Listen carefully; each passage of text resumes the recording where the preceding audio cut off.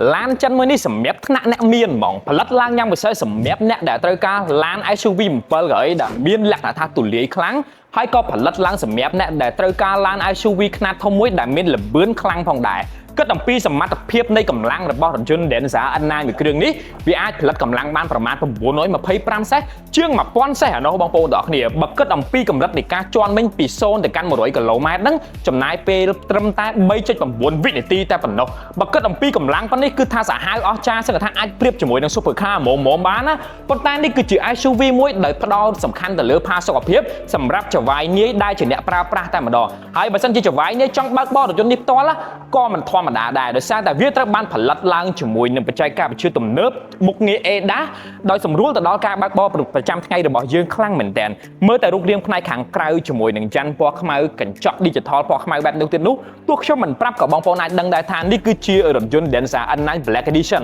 ហើយបើសិនជាបងប្អូនចង់បានជាមួយកញ្ចក់កាមេរ៉ាបែបនេះគឺត្រូវ add លុយបន្ថែមប៉ុន្តែបច្ចុប្បន្ននេះអត់ទេបងប្អូនទាំងគ្នាដោយសារតែរថយន្តនេះគឺជារថយន្តមួយទឹកស្លាកលេខដែលកំពុងតែមានលក់មានស្តុកស្រាប់នៅក្នុង showroom First Class Auto តែម្ដងដូចនេះបងប្អូនអាចទិញរថយន្ត Denza N9 ដ៏ទំនើបនេះនៅក្នុងតម្លៃប្រមាណជា$80000តែប៉ុណ្ណោះឥឡូវនេះចូលមកកាន់ផ្នែកខាងក្នុងច្បាស់ជាខ្ញុំបរិយាយអំពីផ្នែកខាងក្រោយនេះជាមុនហើយដោយសារតែនេះគឺជាលំដាប់នៃ SUV ខ្នាតធំ7កៅអីដូចនេះការរចនានៃទ្វារនេះគឺត្រូវតែមានភាពស្រឡះល្អបែបនេះទើបបងប្អូនងាយស្រួលនៅក្នុងការចេញចូលដោយបន្ថែមមកជាមួយនឹងឈ្នាន់អូតូក៏ដូចជាមានពន្លឺភ្លើងជា logo Denza តែម្ដងហើយចំពោះលក្ខណៈពិសេសនៃទ្វារនេះគឺយើងអាចធ្វើការចុចមួយតែប៉ុណ្ណោះវានឹងធ្វើការបិទឲ្យយើងដោយស្វ័យប្រវត្តិអានេះគឺជាចំណុចពិសេសមួយដែលសម្រួលទៅដល់ការប្រើប្រាស់របស់យើងខ្លាំងមែនទែននៅពេលដែលយើងបិទឬក៏បើកទ្វារម្ដងហើយចំពោះទ្វារនេះផងដែរមានតាំងពីប្រព័ន្ធរេដូជួយបាំងថ្ងៃរបស់យើងមិនឲ្យមានពន្លឺកម្ដៅថ្ងៃហ្នឹងចូលមកកាន់ផ្នែកខាងក្នុងហើយចំពោះបើសិនជាបងប្អូនកលេចមកមើលកន្លែង Chrome ដ៏ប្រណិតនេះវិញនឹងបានឃើញជាមួយនឹងការដាប់ច្បាស់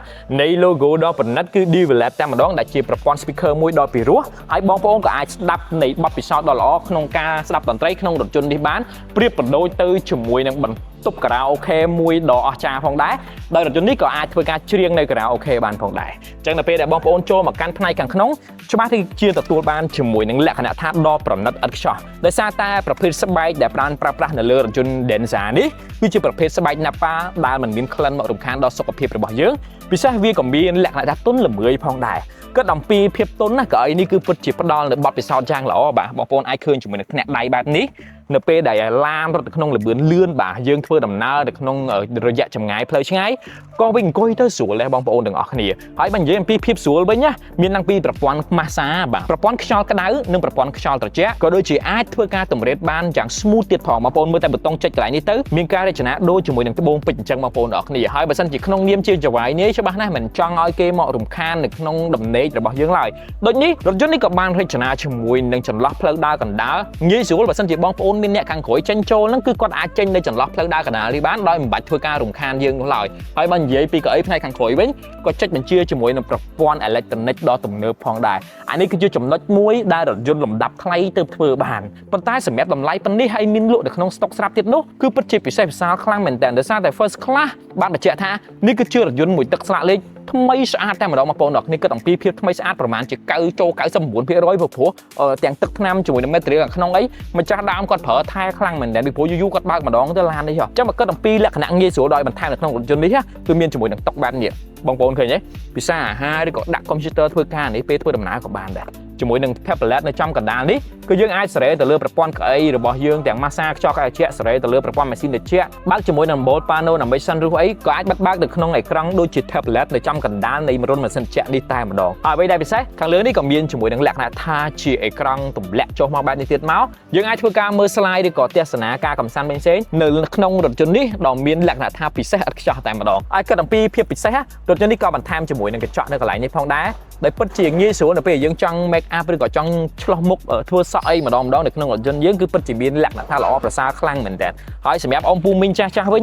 ងាយស្រួលចេញចូលហ្មងនេះមានទាំងដៃតោនៅកន្លែងនេះបាទមាននឹងឈ្នាន់ចុះឡើងទៀតមកហើយគិតអំពីលក្ខណៈនៃភាពងាយស្រួលរថយន្តនេះក៏បន្ថែមមកជាមួយនឹងទូទឹកកកដ៏មានទំហំធំល្មមងាយស្រួលនៅពេលដែលយើងធ្វើដំណើរផ្លូវឆ្ងាយមិនចាំបាច់ហត់នឿយនៅក្នុងការរកភេសជ្ជៈត្រជាក់អីដាក់ហើយពិសេសគឺមានជាមួយនឹងកញ្ចក់ Digital ដោយបងប្អូនមិនបាច់ចាំ add លុយបន្ថែមទេពីព្រោះម្ចាស់ដើមទី1នេះគឺគាត់បាន add ឲ្យយើងហើយអញ្ចឹងអ្នកខាតគឺម្ចាស់ទី1បងប្អូនទាំងគ្នាទិញគឺចំណេញបណ្ដោយអញ្ចឹងសម្រាប់ទ្វារនេះក៏យើងអាចធ្វើការចុចមួយដើម្បីបិទបានដូចគ្នាផងដែរបងប្អូនឃើញទ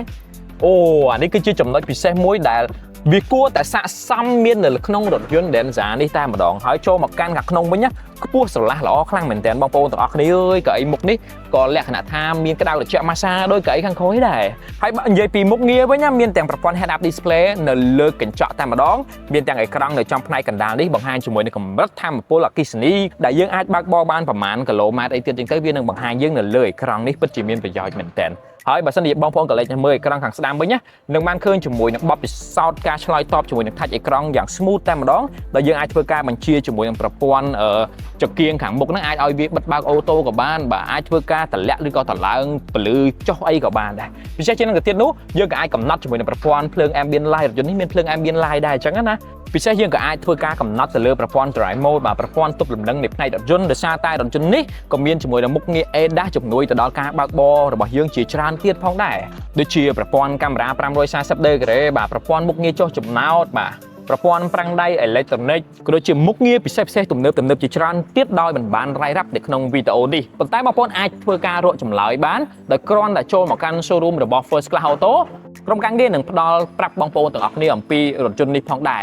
និយាយចឹងរថយន្តនេះក៏មិនផ្ដល់ជាមួយនឹងសម្លេងរំខានច្រើនផងដែរដោយសារតែវាប្រើប្រាស់ជាមួយនឹងប្រព័ន្ធសាំងលាយជាមួយនឹងអគ្គិសនីបើសិនជាបងប្អូនចាក់សាំងមួយពេញប្រមាណជា70លីត្របងប្អូនអាចធ្វើ